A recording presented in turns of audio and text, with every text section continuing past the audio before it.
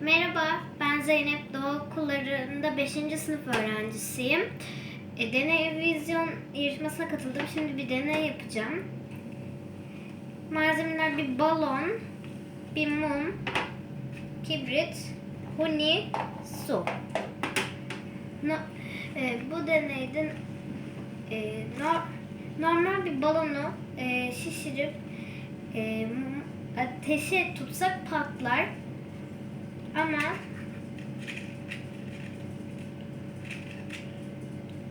şimdi ilk önce mumu yakacağım. Bismillah.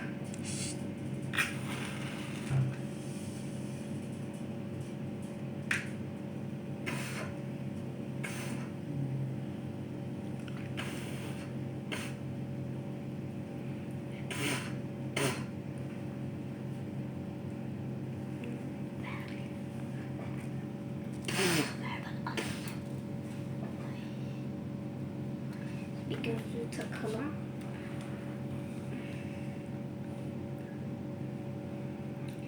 Şimdi balonu huniye geçireceğim.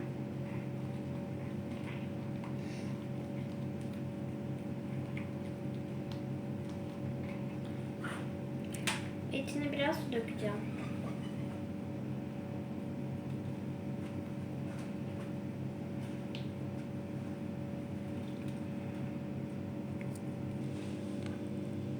Evet, suyumuzu doldurduk. Şimdi balonu şişireceğim.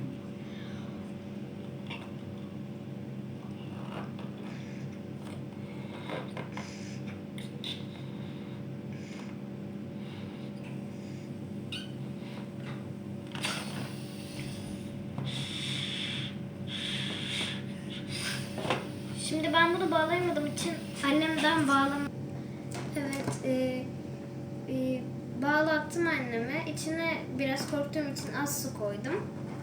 Şimdi bunu ateşe tutacağım. Bakalım ne olacak. Patlamıyor. Şu anda ateşe değiyor.